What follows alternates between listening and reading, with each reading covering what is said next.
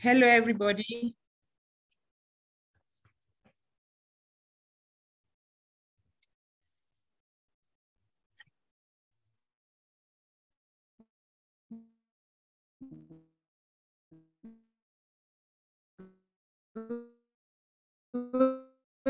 Good evening.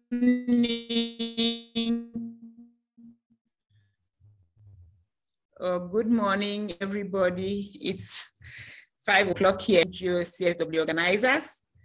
And I think it is a very important illustration of what digital innovation can do in bringing people together and in discussing important issues relating to women's welfare.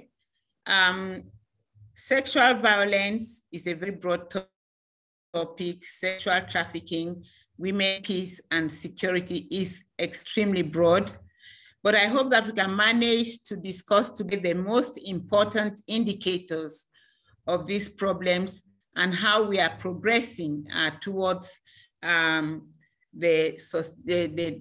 decade of sustainable goals, which is in 2030. If we take just one of the indicators, which is women's participation in decision-making, we can see that we are up to some very steep challenges, because globally, we have only 37% of women in decision-making globally in sociopolitical and affairs. We are told that it increases by 2% every 7 years. So by 2030 would only have been, if we can manage, we'll only manage to be at about 40%, meaning that we'll be far short of the 50% which is necessary for women to participate effectively in sociopolitical issues, in peace and security issues. And so the challenge is steep. We have to think in this meeting of how to make sure that women are in all decision-making forums, whether it is in peace and security, whether it is in education, whether it is in socioeconomic development, whether it's in political development. We have to come up with some strategies to ensure that women are represented everywhere, so that we can use our potential, to influence things positively. In Africa, there is a mistaken view that women are only fighting to be equal to men. That is not, in my view, the issue.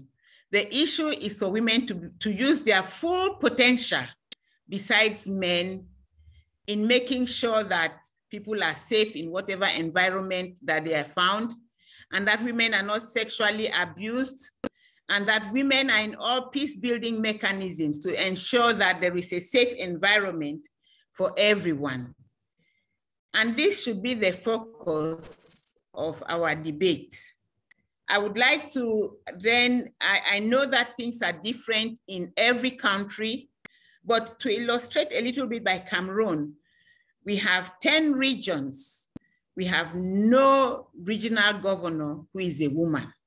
That is the situation in which we are, despite the fact that there are more women in Cameroon than men. In parliament, we are like 37%.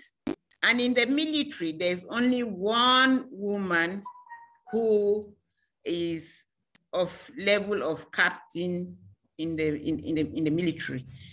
In administration, there's only one woman who is a prefect. So that is the situation, that is the reality.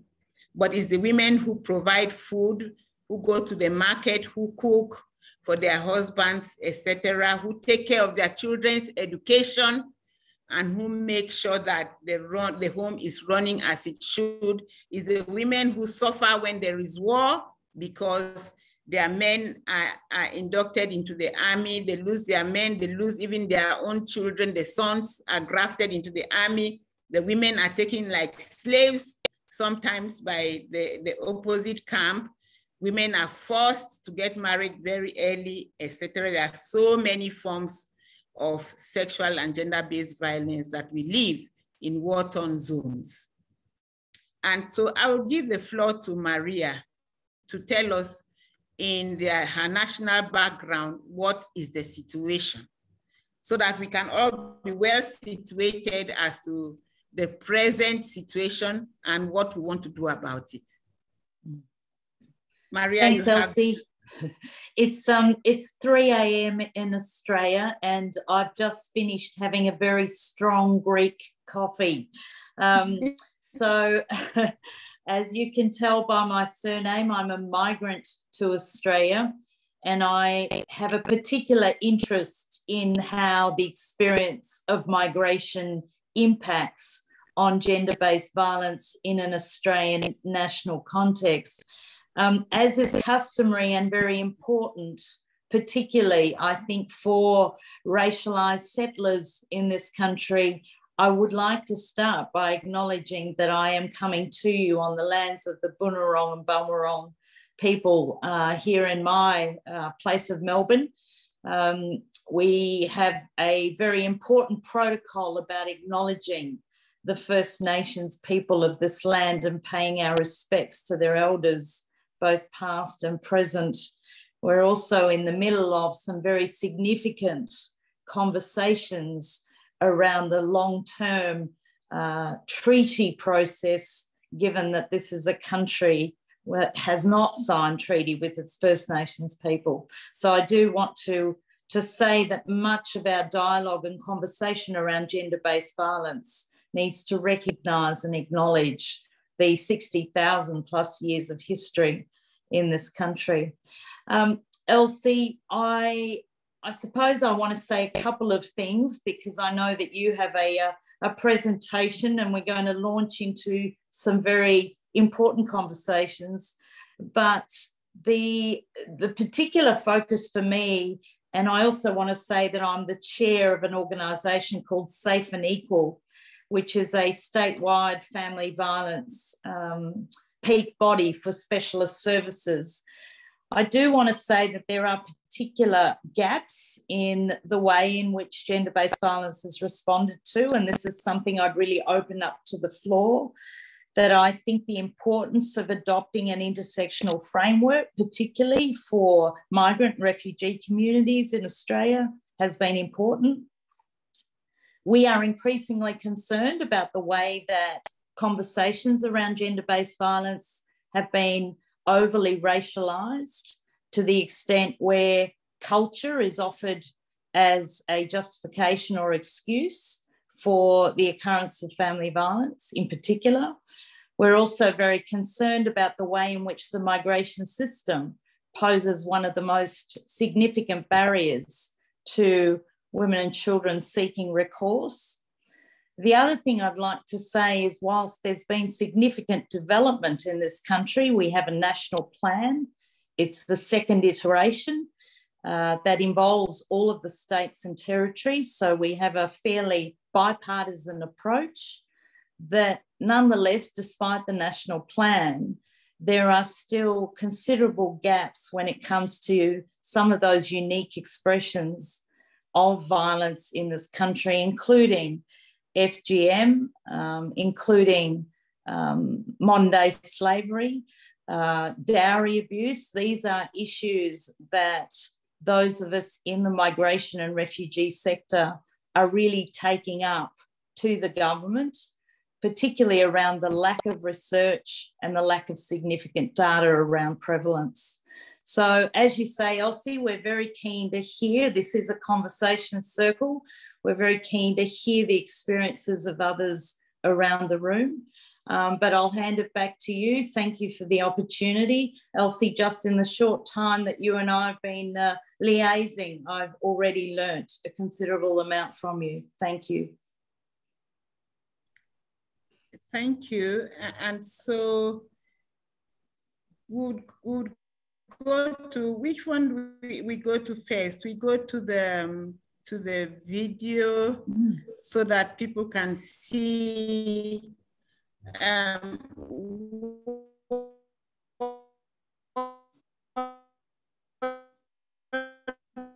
grow. People are playing now of how many have the video on, Sigla?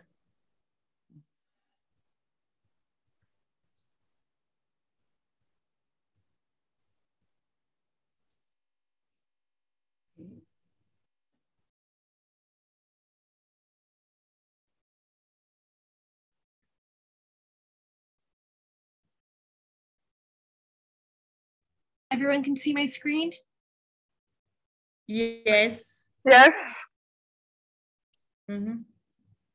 This is the time to celebrate the woman. Woman, woman, woman. Let the world celebrate the woman. A world would mean nothing without a woman. Let the world give women a chance. Are you a woman? Woman, Woman, woman, woman, woman. Jimmy Bombo. Let the world celebrate the woman. Jimmy Megwe Mago. A world would mean nothing without a woman. Jimmy Chinambo. Let the world give women a chance. Sister, the girl, child, and the mother, you are a woman. Let the world give women a chance. Why celebrating the woman? Socio-political, cultural, economic achievements of the woman in the past, present and future. Let the world give women a chance. Who is a woman?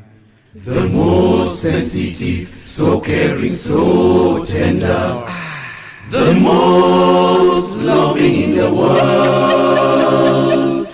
Empower the woman, educate the girl child. Woman's right is human right. No to violence against women. No, no, no, no, no.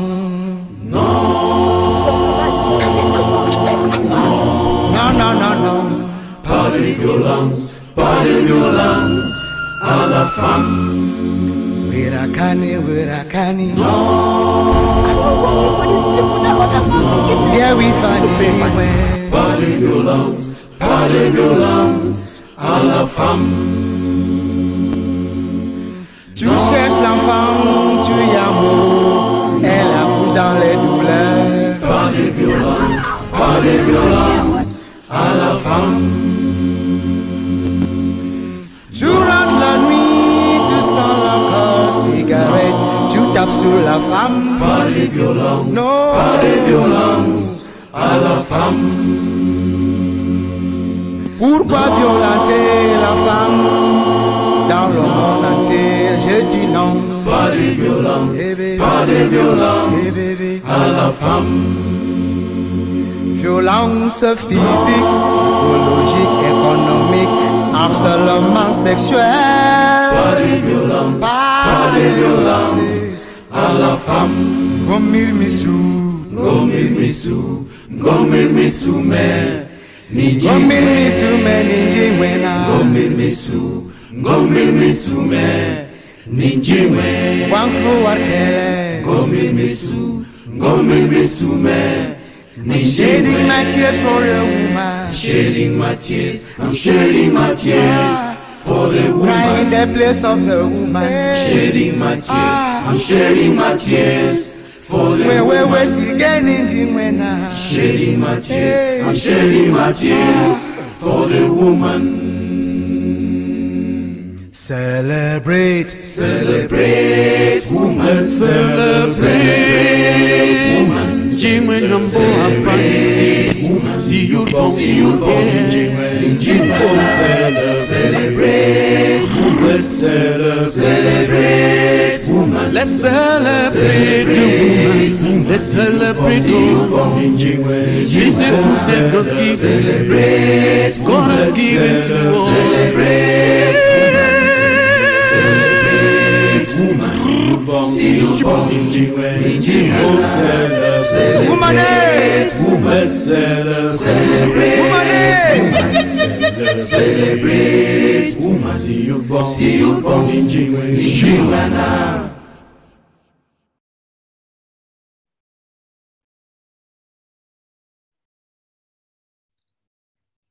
So that is the environment that is prevailing in some of the African countries that are war-torn.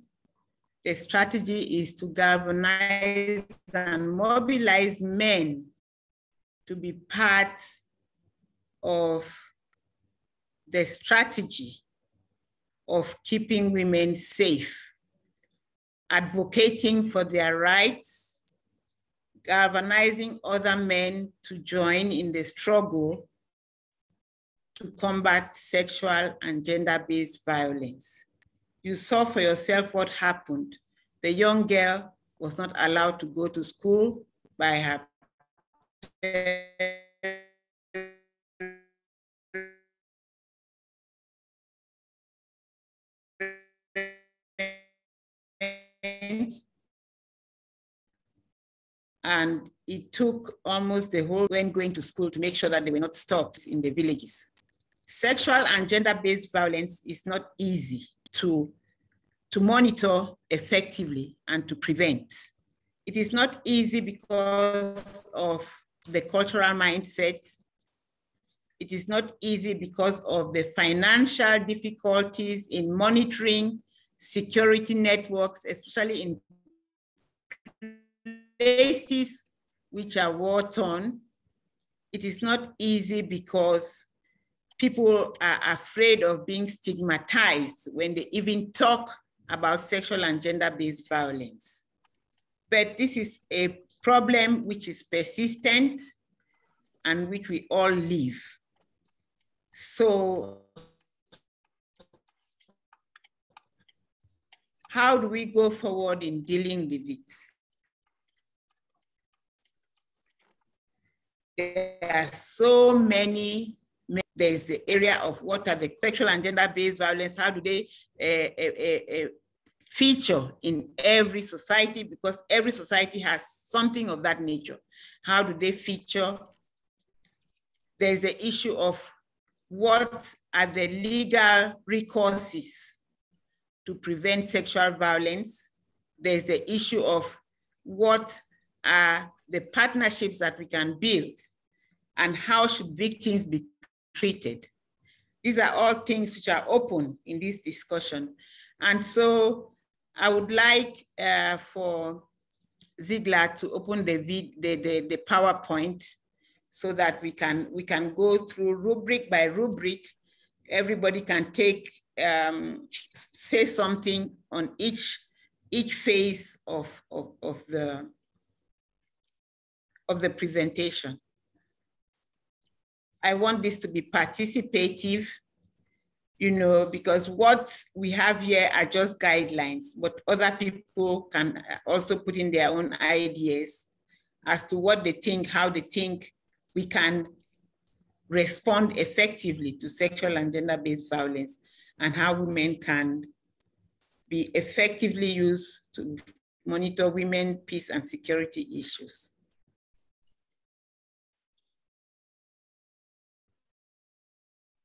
Can everyone so see? You can see the topic is very broad. Hello? Are Sarah, you seeing? Okay. Everyone can see it? Yes, we can. Okay. Cool, just checking. Yes, we can see it. The first slide is just the title, so you can move on to the second slide.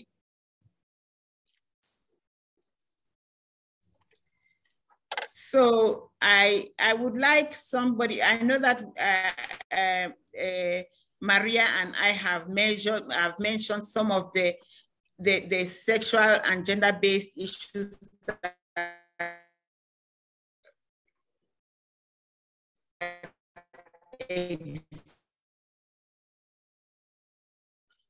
exist in our societies.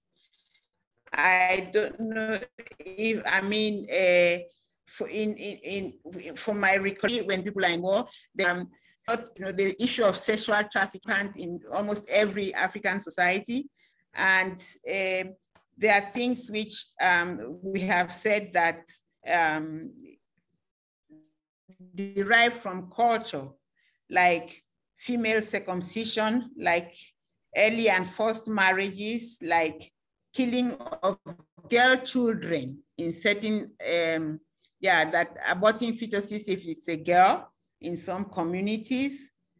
And there are many more issues that other people I want to go around to see if other people can identify other forms of sexual and gender-based violence that women face, so that we can discuss them in this segment of the session. Are there other forms? I know that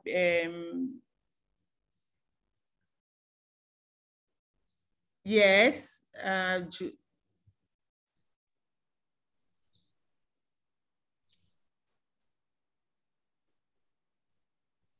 so I don't, yes, Kimberly, your hand is up. Yeah. I would say another form of violence would be control over finances. Okay. Yes, control over finances.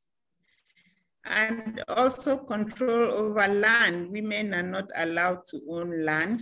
This is another form. Is there any other form that we need to discuss? I think if you put the land mixed with the other agenda, what do you think? Okay. Because here in Brazil, we have a lot of, most of the indigenous movements talk about land. That.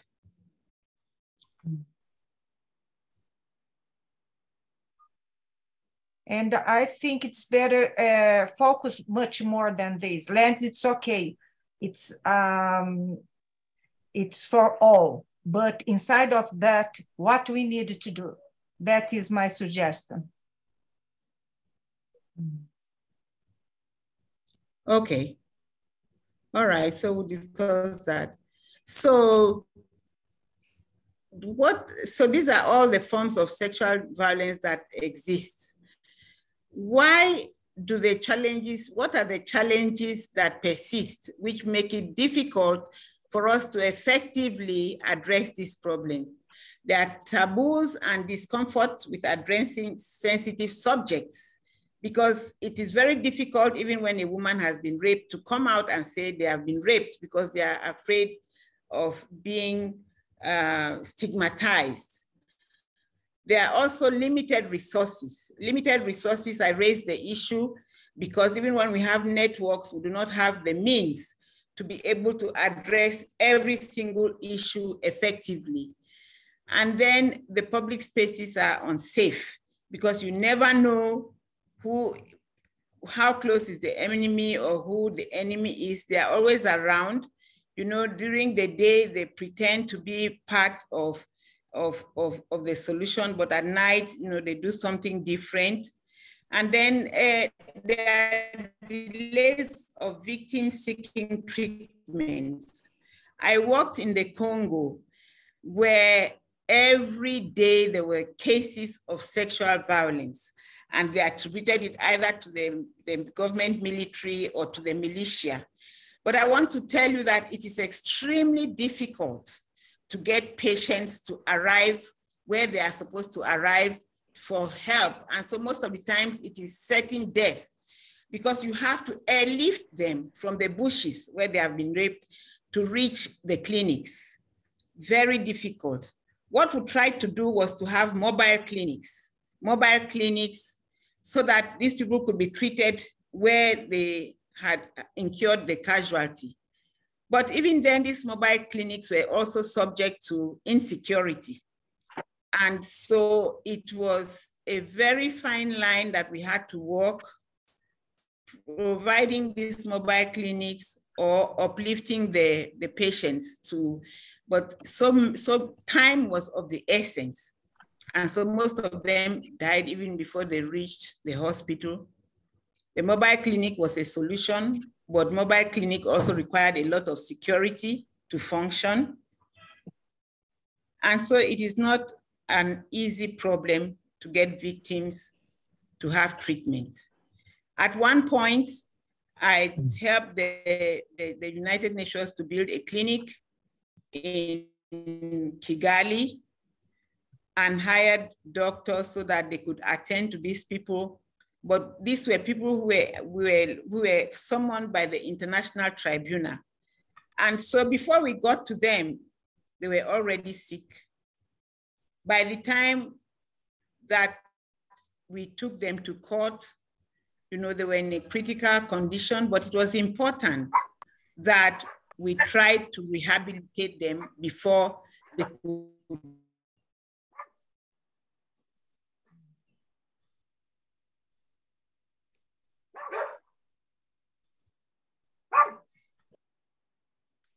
be taken to court to testify. And so these are the challenges that one faces, extremely difficult, but you have to do this with partners. Countries that among those that contributed us to be able to mount that clinic to treat victims of and then of course, I have mentioned the conflict related.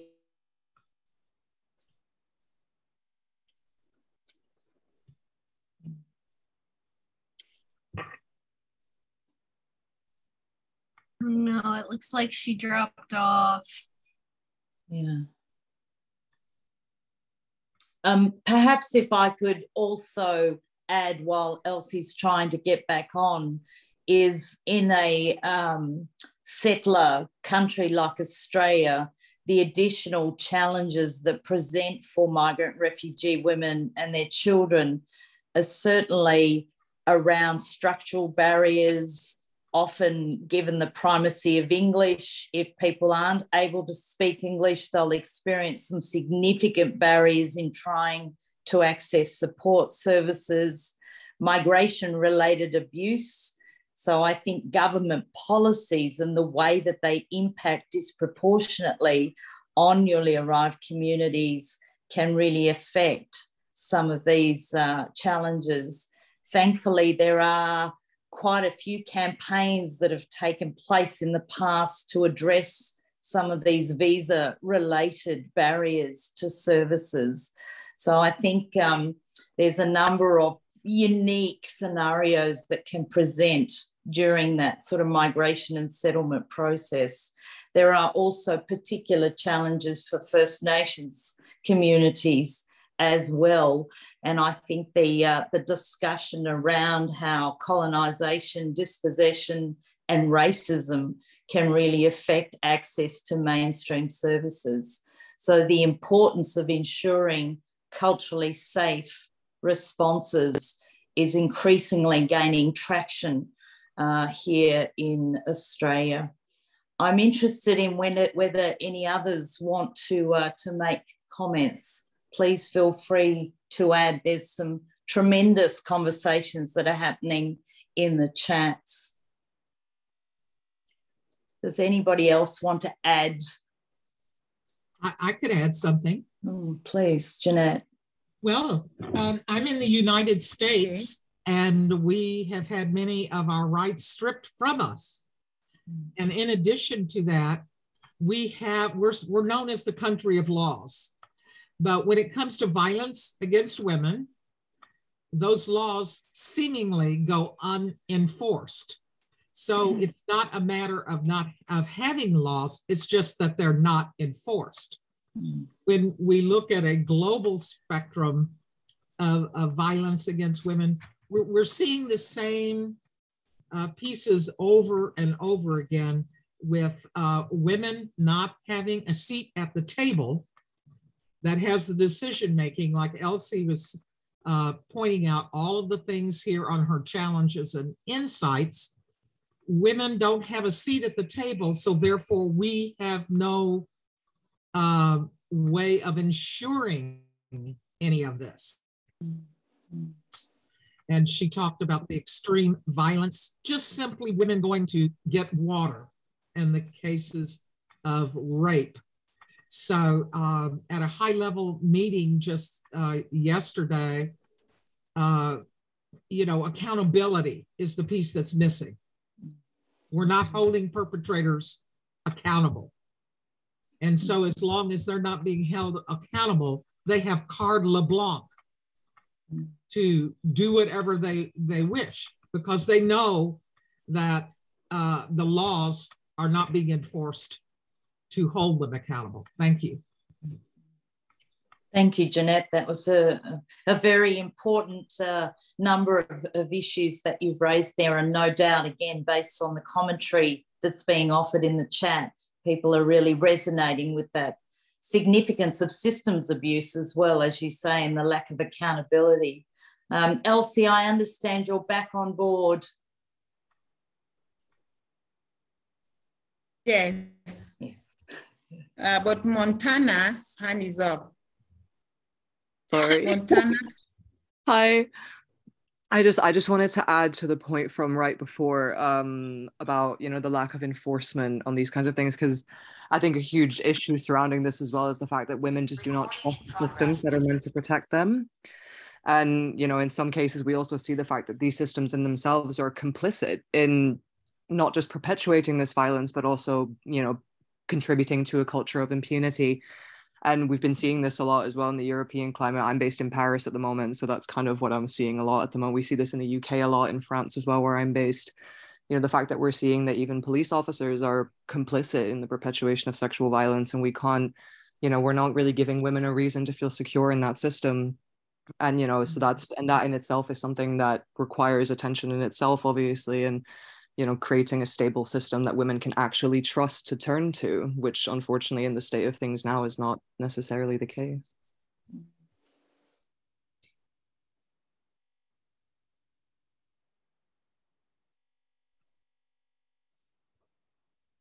Thanks, Montana. Is there anybody else who'd like to offer some comments?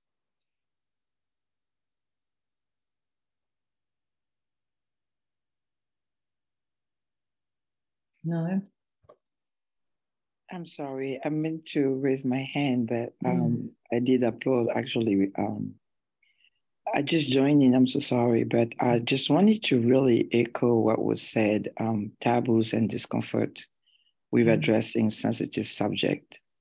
And it's so funny, I'm here in New York City, in the United States.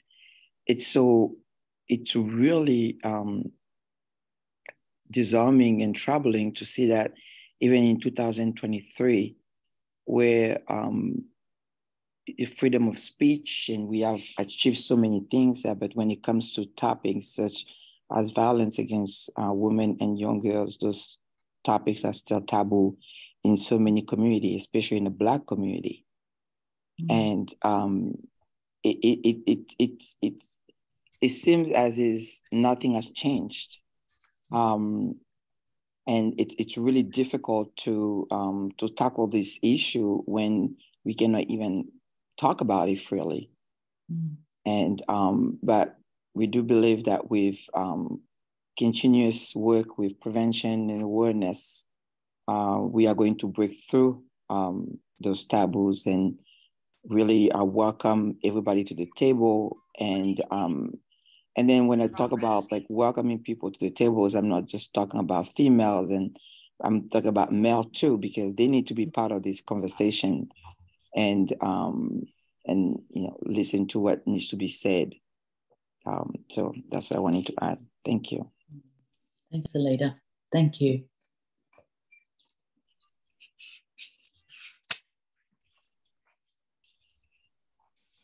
Is there anyone else? Yes, Mocha Brown from the USA. And I'm sorry. Messi, and then Tosin, okay, afterwards.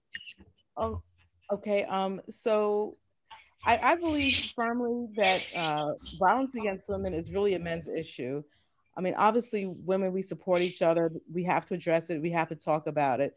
It's part of our processing and it's part of our healing. But until men actually hold other men accountable and decide it is unacceptable to commit violent acts against their daughters, their mothers, their aunts, their sisters, this will continue. And I think that, you know, moving forward so that there's actionable implementation of actual, uh, you know, actions to address violence against women, men have to galvanize as much as women do around this issue, and actually decide and you know, implement things that are intolerable. You know, in the name of religion, in the name of culture, in the name of a number of different things, women are forced to accept some of these things, you know, feeling some sense of hopelessness. But at some point, especially by this, you know, 2023, men have to actually be as proactive around this subject as women. Thank you.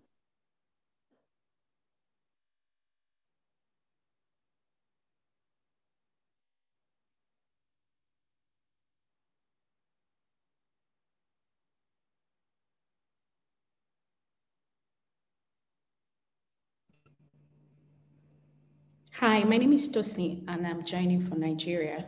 Thank you for this opportunity. Although there are a lot of barriers such as cultural barriers and lack of support, especially mental health and emotional support, one of the issues I also found very important is the issue of making perpetrators accountable under the law. And it has to do with the issue of burden of proof.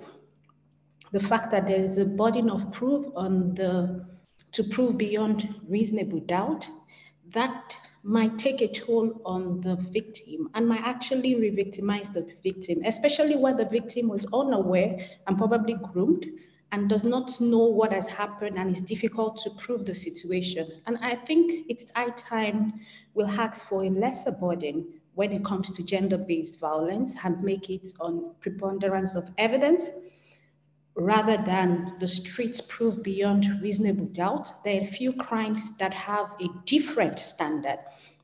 And I think for gender-based violence, especially sexual violence, there is a need for that, taking into account the fact that some victims don't even speak up for years. And so it is difficult to meet up that standard when it comes to evidence. Thank you. Thank you, Tosin. Thank you. Yeah, can I jump in, please? Well, I'm joining from Nigeria. Okay, Miriam. After Miriam, Kenzie. Miriam, you have the floor. Okay. Thank you so much. I'm still talking about, you know, the issue of getting men on board to be part of this discussion, because in Nigeria, we noticed that some of the religious leaders use religion, you know, to perpetrate violence. For instance, using the scriptures, they will quote it inappropriately so that it's against the women. For instance, they will say, wives submit to their husbands, but they will not complete it to say that, because after submitting, it's also written in the Bible that men should love their wives. So they just talk about submission as if it's the woman that only has a role to play in a relationship. But if they balance it and let everyone know that the men should love their wives, then it is balanced. While women are submitting, the men are loving them. So, you know, these are some of the misinterpretations of the Bible or the holy books that we see, you know, happening and putting things against the women. Thank you.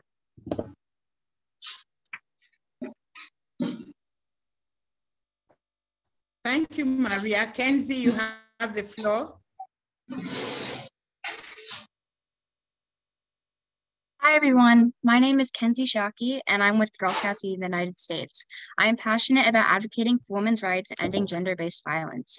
As you know, the priority theme of this CSW 67 is innovation and technological change. You hear a lot about violence against women that occur on the streets of your community. But with new technological advancements, it has opened a whole new world of gender-based violence. Just a few days ago, I posted a picture of me and my fellow delegates in front of a woman's right figure. A boy commented, "Ooh, downfall of woman, woman stuck." Women and girls are faced with online gender-based violence in ways that men are not faced with. And yeah, these mean comments are small right now, but these can lead to serious problems in the future, such as low self-esteem and mental health issues. I want to see the government implement better mechanisms to prevent or react to the online gender-based violence so that women and girls don't have to experience the cruel words, and hateful actions of others. We shouldn't have to constantly live in fear of what will happen to us if we post something on social media or voice our opinions on something we genuinely believe in. The government needs to put in stricter policies on online platforms so that there are consequences for your actions. I would love to see this done in the next year or so others don't have to go through gender-based violence. We have the right to freedom of speech and expression, but right now it is being taken away from us, and that needs to be taken care of. Thank you for listening. Kenzie, can you share your connection details? I didn't get you. Who is speaking? Kabinda? Yeah, my name is Perry. And okay, yes, you have the floor, Kabinda. No, it's not Kabahenda. That is not Kabahenda. I don't know who is speaking, but it's not me. All right, there's a hand before Kabinda. Okay, Kabinda, can you have the floor then? Please, yes, my name is Kabahenda, not Kabinda. Okay. All right, Kabahenda, sorry. Okay, thank you. You have the floor. Thank you very much. My name is Kabahenda Kigundu. I am an independent researcher based in Ottawa, Canada. I've been working with many women's organizations, and in one of the women's organizations that I was working with, we had seminars on something called Candid Conversations with Men.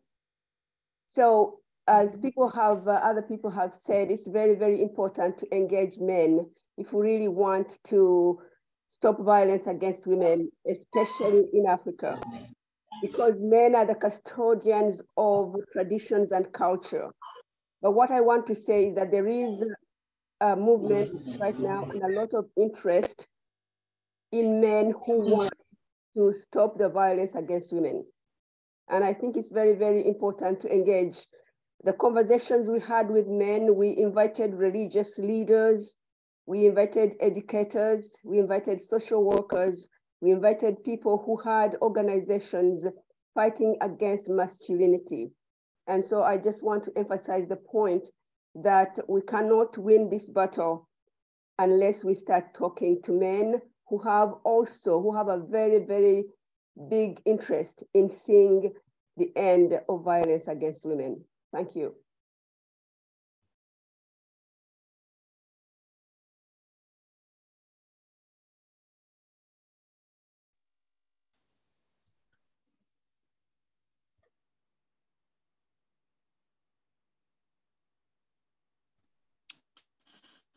Good morning, everyone. My name is Olatoyin Adewumi. I am the Executive Director of Tambo Care Foundation based in Massachusetts. We do oncology advocacy work on the continent, but I'm also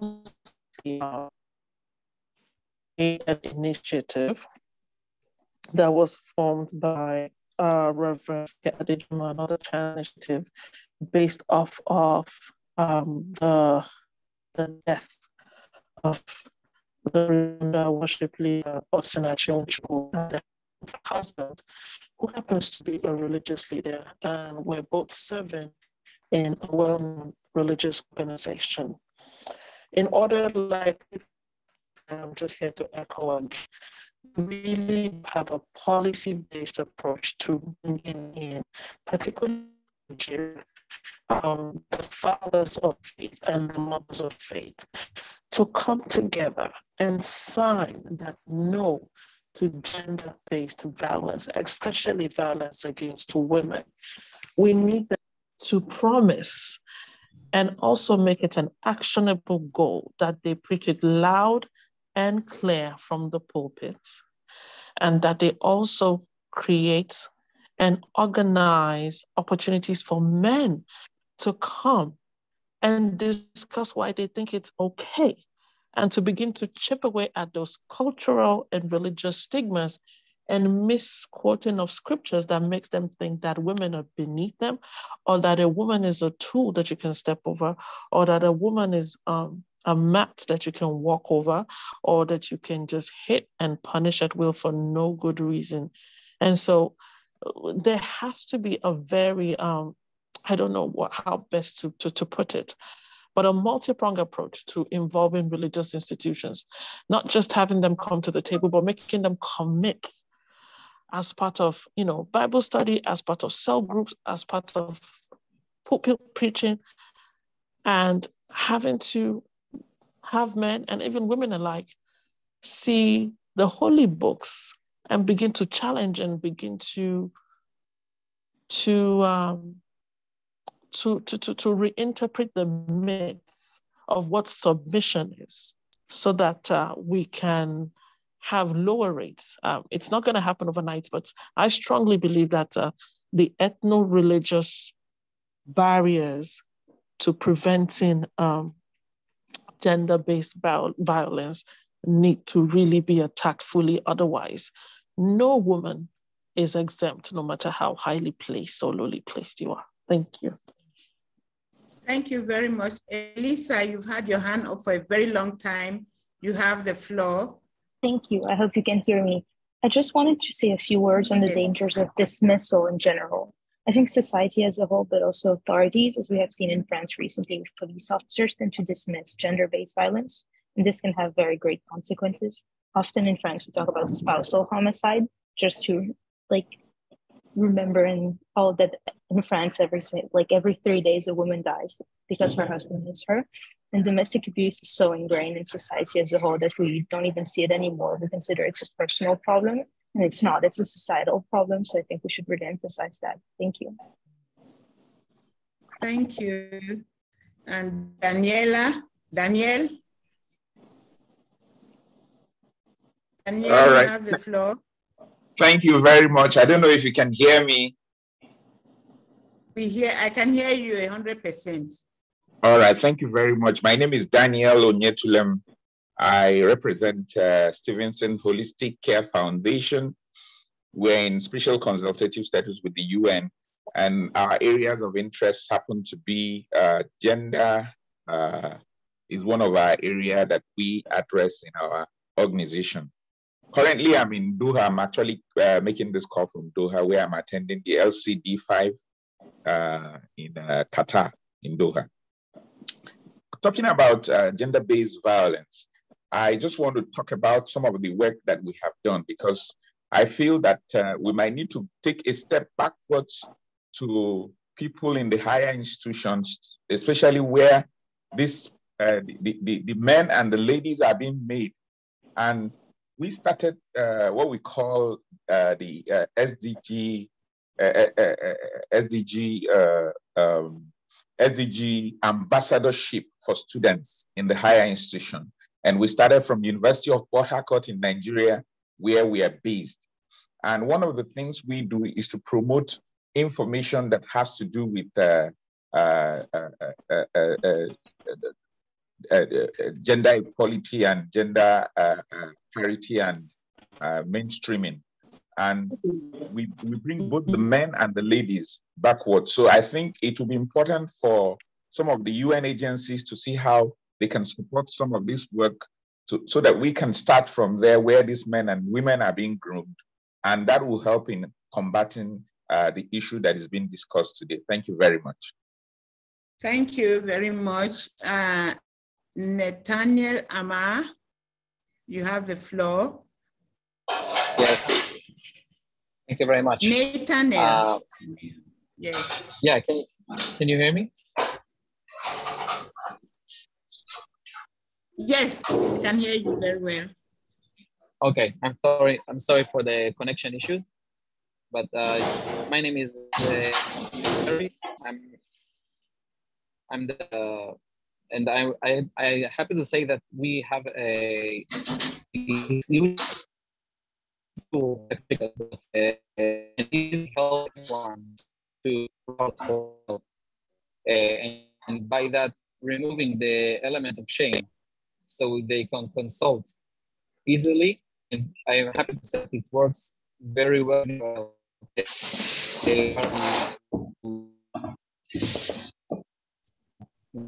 Organization that would like to help us to reach this very important goal.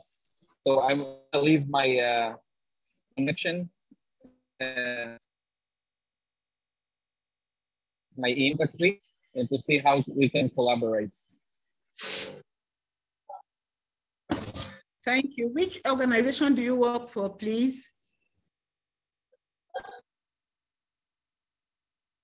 Nathaniel, do we know which organization you work for?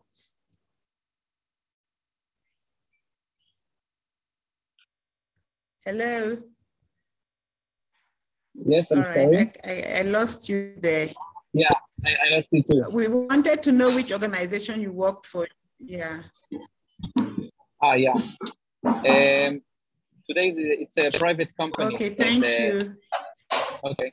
I think that we've gone around.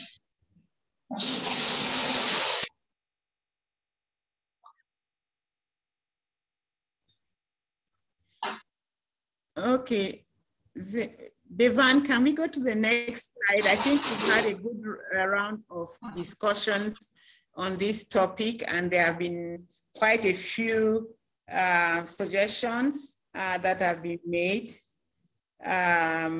concerning the laws that need to be put in place to be respected, and to make sure that victims have the burden of proof, so that it is clear that they have been victimized.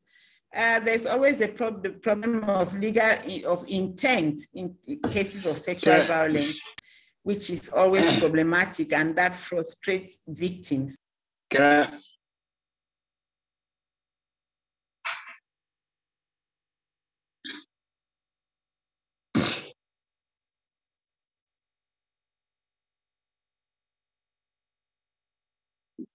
Hello.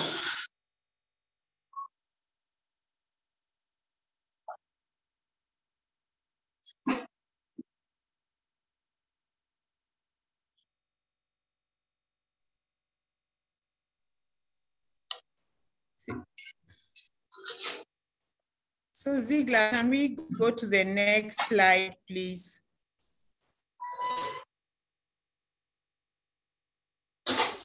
Hello. Hello.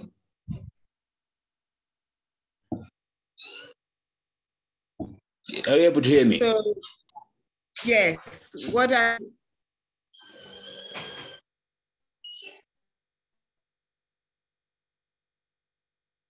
Sorry? Yes, Mr. Dobe. Yes, Mr. Okay. Dobe, you have the floor. You wanted to say something? Okay. Yes, you have the floor. Okay. I just want to Dobe, the Federation, Gender Justice Advocate Delegate. So I'm excited to speak here. One of the most reasons that I thought to put my hand up is around bribery. Bribery is killing the society and is undermining the policies set in place. That's why many times women seem undermined because of this thing called bribery. It has killed the power of policies. When one does something which is illegal, he many times is winning the cases through bribery. I think if we can raise a voice to cancel bribes, we'll go a long way. Then we take it from there. Thank you so much. Thank you. So we are going on to the next slide to see what are the effects of gender-based violence on society. And there are so many effects that impact negatively on the society. Women, children, families, and communities are affected. It impacts negatively on the health of victims. We've already discussed that. And it leads to incapacitation, leading to loss of jobs, poverty, and homelessness. Actually, it leads to depression for people who are affected. So the next slide, what can we do? Go to the next slide, please. Next slide. Sigla, can you go to the next slide?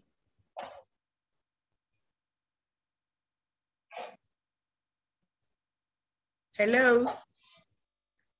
Devan, can we go to the next slide, please? Yes. Are you hearing me? Yeah, I am, and I'm going to the next slide. I don't know if y'all can see it.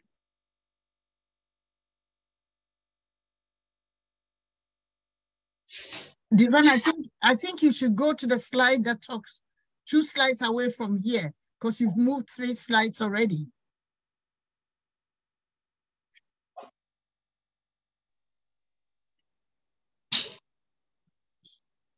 All right.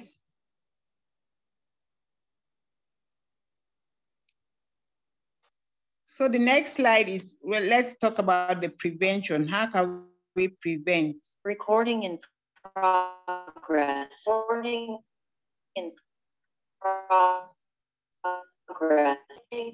In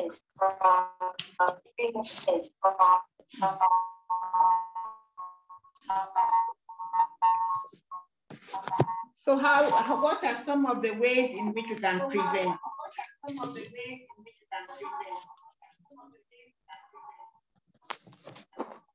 I have talked about safe environment for women and children. We talked in the earlier slide of engagement of men and youth in sensitizing against SGBV.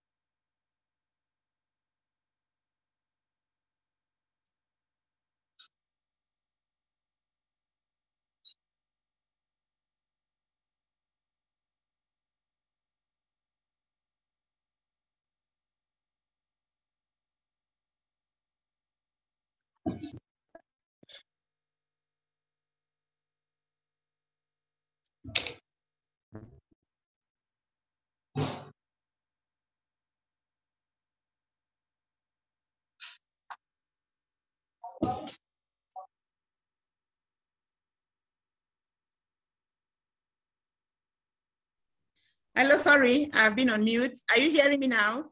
Hello? Hello? Are you hearing me now? With sexual and gender-based violence, what are some of the things that we think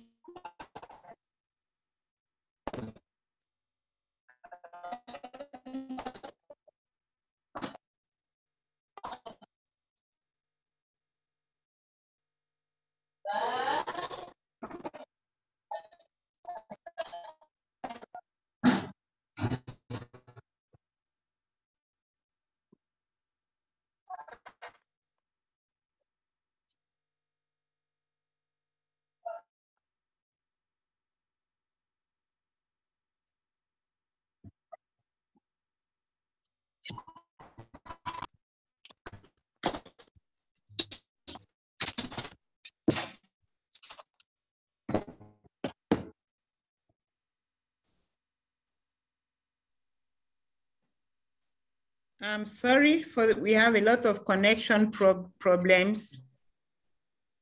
And so I was saying that we are in the area of prevention of sexual and gender-based violence. Are you hearing me? Yes. Okay. So some of the ways I thought we could discuss was promotion of safe environment for women and children to be able to come out if they feel that they have been sexually abused, engagement of men and youth in sensitizing against SGBV, creating a safe listening space for women and girls, support women's organization on strategies to prevent SGBV globally and within the community, understand and practice consent,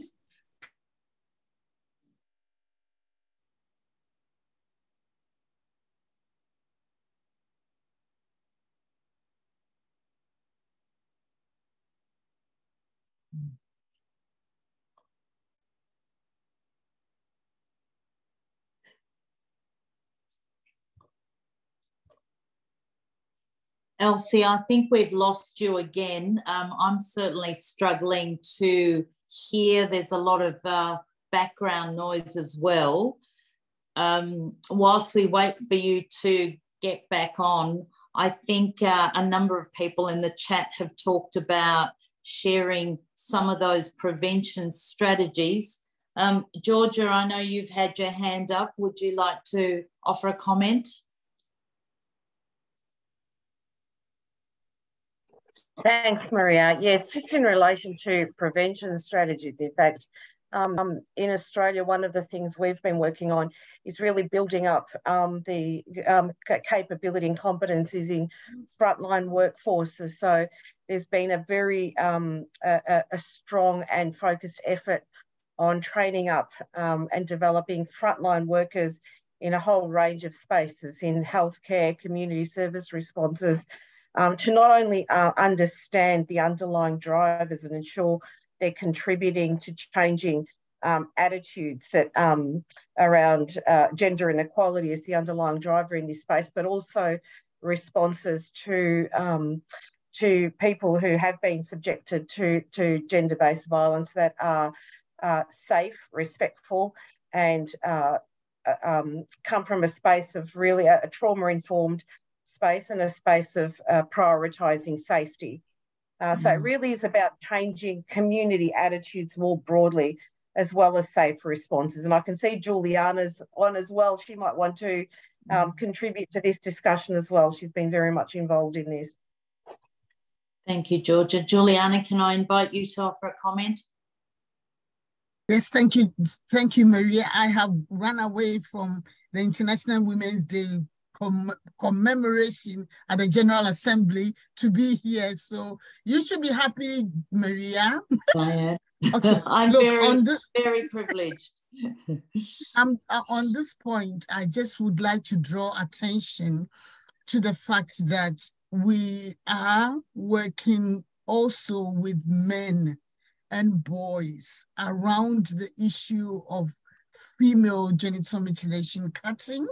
The community education program in New South Wales has strengthened the way they are working with men and boys, and they've just finished a big research on the attitudes of men and boys to female genital mutilation in Australia, but this is a sort of research that I think is going to extend beyond the borders of Australia to look at what's happening in country.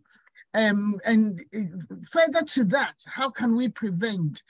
I attended a session yesterday where a group of American women who were born overseas in Ethiopia and other practicing communities in other parts of the world have gotten together and looking at the pathway of education for girls. So that if you strengthen education for girls, you support mothers, you support communities. The same old, almost charitable approach to supporting communities, but then it's targeted at a girl who is at risk of FGM in the countries of origin. So there is a whole heap of work that is being done on the ground to address some of the most difficult forms of gender-based violence that we haven't been able to crack the back of in the past many centuries. Mm-hmm. Thank you, Juliana. Can I suggest that perhaps we open up the floor more generally? It might be easier if, are you back, Elsie? Are you? No? Are there any other comments around the prevention strategies? We're particularly interested in hearing perhaps more successful examples. I mean, the other challenge certainly for many of us, and Juliana, you would know this, it's a conversation that we've had, is how do we know these strategies are working, that there's very rarely opportunity to invest the sort of resources that might be required to really get an appreciation of what's working and what's not. Joanne, you've got your hand up. Hello, Elsie. Sorry, I'm kind of trying to step in as your technology. Yeah, you're doing well. You're doing great. I mean, yes, because we have, I think, about 15 more minutes. Yes. I was just hoping that we could go to the slide on women, peace, and 15 more minutes. Yes, because we're supposed to end at 12:30, unless we're supposed to end at 12:30. Sure. Unless they've added us some more time. Sure. Unless they've added us some more time. I think the last speaker did talk about all.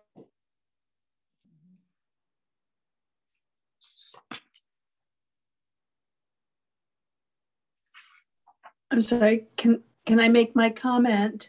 Mm-hmm. Certainly. Yeah. I think that education is at the basis of a lot of this, teaching girls when they're young about early signs that this person is going to be dangerous to you, so that they can recognize the first time he puts her down, the first time he tries to isolate her from her friends and family. Those are really bad danger signs that could be evident in a teenage relationship. And so letting girls see that early might help prevent a lot. But my other comment was a request, please, for the link to that wonderful video that we saw from the Cameroon vocalists. I was wondering if we could get a link to that. I'd love to show that to my group at home. Elsie, are you able to provide that link? Because I know that was the one that you... Okay. But thank you. Thank you, Joanne. Yes, I think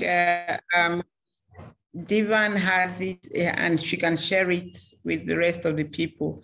Can we manage to discuss the last slide on women, peace, and security?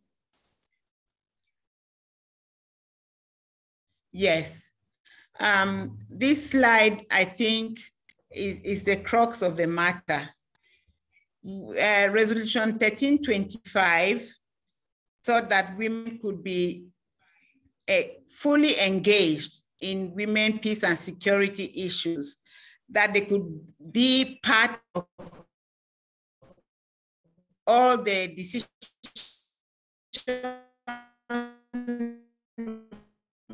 and making bodies and mechanisms for peace building, peace stabilization, peace consolidation. But as you have seen, we have been discussing them mostly as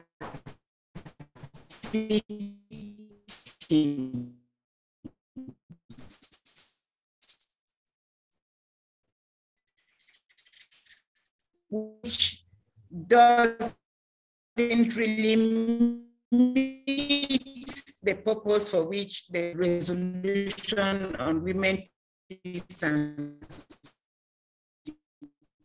security.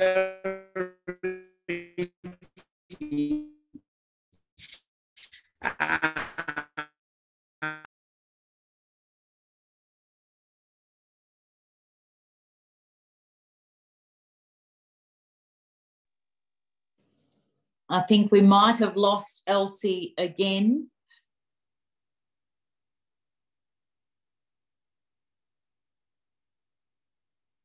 Is there anyone else that would like to offer a comment?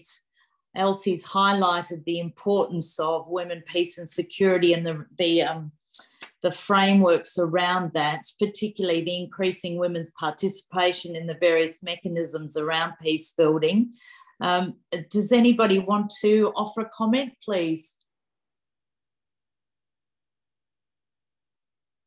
Maria Montana has her hand up. Thank you. Struggling to see all the hands. Montana, thank you. No worries.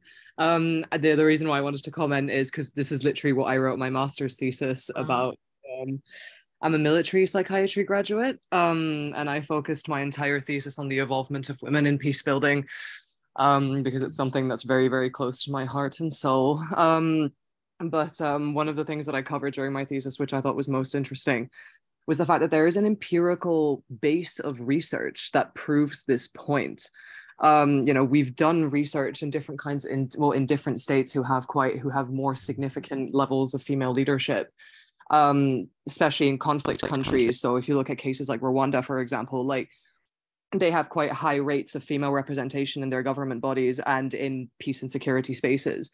And we see that in itself, the existence of women in those spaces has contributed to sustainable peace in that region. And we've seen this in different parts of the world as well. There is an actual empirical base of research to support this. If anybody is interested in that, I will happily send resources to that because it's an absolutely fascinating thing to read about. But yeah, I just wanted to kind of put that out there because I feel like it's something that people are not aware of, but it's actually very significant, and it proves a point that we've been making for years, that by adding women to the table, you are tapping into completely untapped, incredible potential. And because women experience, especially things like conflict, completely differently, we need that perspective in order to create sustainable peace. So yeah, if anybody is interested in that research whatsoever, please do let me know. Reach out in the chat, and I will happily send those resources over because it's fascinating to read about. Thank you. Thank you so much for that, Montana. Maria, you've been wanting to say something. Thank you very much.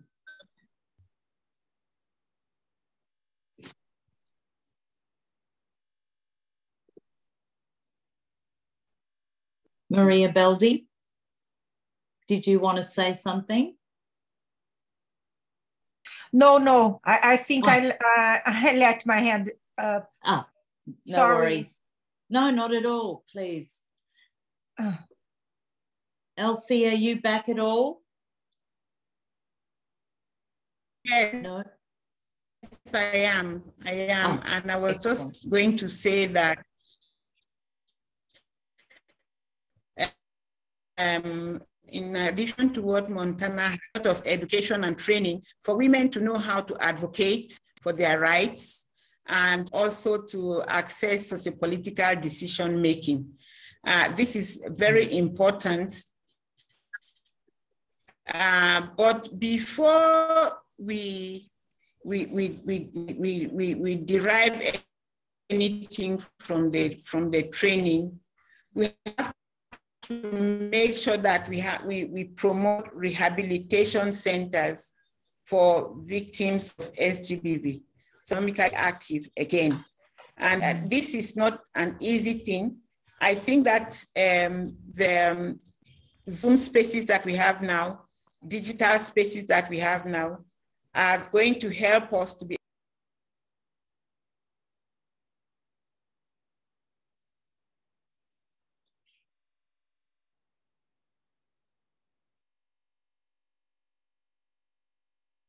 Okay, we may have lost you again, Elsie. What a shame, because I know you had quite a lot to offer. just while we're waiting, are there any other final comments? I'm very conscious of time. We've got another 3 or 4 minutes left to go. Yes. Ah, there you are.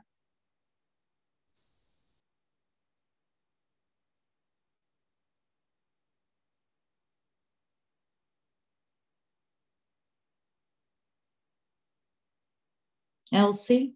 No? Was saying the final comment is that we should try to promote legislative, executive, and legal, because this is very important that we build all these partnerships to be able to give maximum support on women's participation in decision-making mechanisms for peace and security. We have networks at the community level, but we have seen that these networks do not operate for financial reasons. And we have also seen that the women are not involved most of the times, even though they are talking about things that involve them and for which they have first-hand knowledge, they are not involved most of the times. And so our partnerships have to revolve around making the women themselves in their communities involved in their own peace and security, making sure that the men ally with them to make their voices heard, and making sure that there's finances voted by every government, because we can talk all we want here, but if there are no finances and if there are no mechanisms for women to really get involved in these things, then we will always have mitigated results. I wonder whether, Maria, if you have something else to add. I'm, Elsie, probably not. As I say, I'm very conscious of time, but could I perhaps take the opportunity to thank you for leading this wonderful conversation. I'm very sorry that you were dropping in and out, and there's a significant amount of chat. I've been taking notes, and hopefully what we can do is put together a bit of a summary of some of the key outcomes. I know a lot of people have had to leave, but what a tremendous session it's been. So I might hand it over to you for any final comments, but I feel really honoured and privileged to be able to be part of this conversation. Thank you.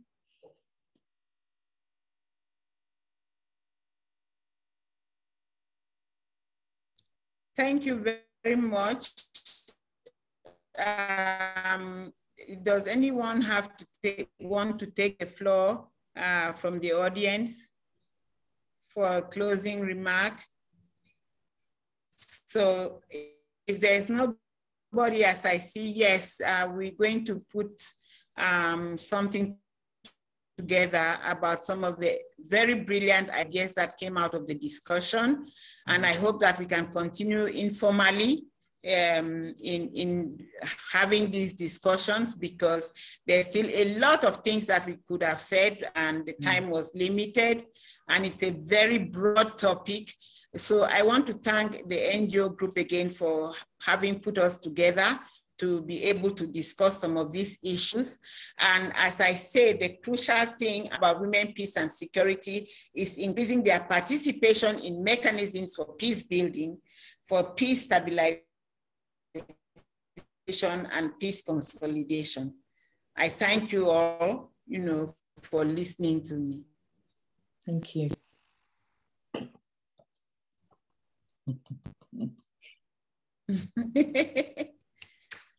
Thank you. Everyone, thanks so much for very much. Bye. Thanks, everyone.